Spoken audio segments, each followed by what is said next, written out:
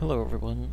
So I thought I'd do sort of like a review slash my experience with the crew, well actually the crew's second beta, while showing off some of the customization options that are available with the Street Rod. So I'll just kill two birds with one stone instead of making two entirely separate different videos. So to start, let's talk about the crew's release date. Now, Ubisoft just announced that it's been pushed back to December 2nd. This makes it the third delay this year, because it was originally going to come out on March 31st, then it got pushed back to November 11th, and now it's December 2nd. A lot of players are perceiving this as a very positive thing, like Ubisoft is taking their time with the game. They're taking their time to listen to the players, work out all the kinks and all the bugs, all the stuff we don't like, and put in all the stuff we do want. That is, the only people who have some negativity towards these delays are the people who pre-ordered the almost $100, $85 season pass, right? The Crew Gold edition. And I could understand that perfectly, but everybody else seems to be really positive about these delays, and me personally, I'm glad they're taking their time with this. I really, if they could guarantee the game would live up to the hype, I would be fine with them releasing it next year. The fact that Ubisoft is willing to take such big risks, like delaying the game 3 times, right, shows that they're treating this game as an investment rather than a get-rich-quick scheme, right? Because as of right now, it feels like they're putting all this effort into it so that they can have it running for at least a couple of years, right? It feels like they wanted to run for at least 5 years so they can generate money from DLC and crew credits, which is the in-game's currency that you can use to buy new cars and vinyls and whatnot. So let's get started about talking about the customization and stuff. If you're binging on YouTube videos looking at different stuff of the crew, if you didn't get into any of the betas, who didn't, and you're thinking to yourself, is that game worth buying? Is it as good as I think it is? Is it as good as everybody else saying it is? And the answer is yes. This game is a good game. It's a proper game. It's a game that's going to be a competitor for Need for Speed, not only for Need for Speed Rivals, but the entire Need for Speed franchise. So EA is in big trouble with that. Now, a spot that EA is in really big trouble with this game is customization. As you can see in the video, there's a shit ton of options for every car, right? Even an obscure hot rod, which usually when games like this, they have an American car such as a hot rod, it will have 1 or 2 options, not hundreds of different options. In the crew, each car has at least that many options. Each car is fully customizable, right? From, I think it's the hood, front bumper, side wings, mirrors, rear bumper, and wheels, and I think that's it for visual customization. But each of those has at the least 10 options each, right? With the exception of the mirrors, because you really can't detail the mirrors. Now, after the customization, right, you have the paint and stuff. Paints and the vinyls slash details are sort of limited. It's a huge list, but it's a limited list.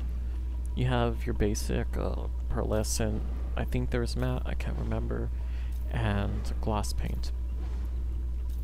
All those are in submenus, which are kind of difficult to navigate, which is something that needs to be fixed with the crew, or at least refined.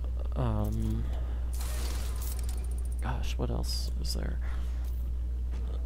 There's also, while we're talking about the UI still, the user interface, the submenus, the problem with the game's user interface now is that there's problems with how it's set up, right? Like the options that you would use the most frequently are put at the bottom of any submenu, and it's really clunky and it's really difficult to find out what you have to do. Things could be refined and made a little more clear, and the user interface problem is not something that's just within the menu, it's throughout the whole entire game. Let's see. What else have I written down to talk about? Let's see. Oh, the graphics. The graphics are great, right? Some people don't like them. They say they're not, what do they say? Modern enough, I think, is what most people say. But you have to remember that this game is not your typical Need for Speed Rivals. So graphics have taken a back seat, which is what a lot of people ask for developers to do, but when they do it, they bitch. They bitch and say it looks dated, so you either want good graphics or you want something else to take its place, right? Because although graphics do enhance the game, they do not make the game. Graphics are good for what type of game it is. Has great audio, right? Has a great soundtrack, and it has great sound effects. The engines sound great. I wish there was a little more variety between the V8s because they all have the generic rumble between the two. The soundtrack's great. The songs are something that you won't find really anywhere else. And I chalk up the great audio to it not being Gran Turismo or Forza. Let's see. The handling needs work. The handling needs work in the game. The handling in the game is really awkward because you have cars that handle like how other cars should, right? You have modern muscle cars, right? Modern muscle cars are far more sophisticated than older muscle cars, and these muscle cars handle how the pickup trucks in the game should handle, and the pickup trucks in the game handle like how the muscle cars should handle, right? And that's a big problem, because especially when you have some people saying that the handling's perfectly fine, but you also have some people saying that the handling needs work. So I don't know how Ubisoft is going to address that problem. I hope they adjust the handling. I hope they work on it and tweak it a bit.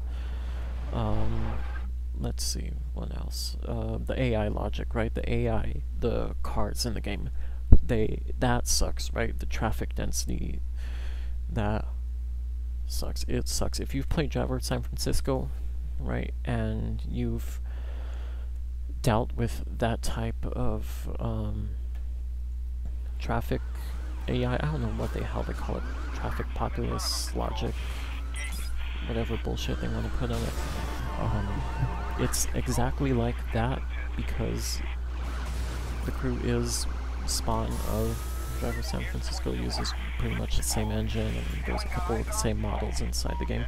Anyway, the traffic is really problematic because you have all these cars, the entire population of cars that are programmed to either drift way too far into your lane, suddenly jut out when you're traveling at full speed and then you flip your car, or spawn, let's say 100 feet in front of you going 100 while you're going 160 miles an hour.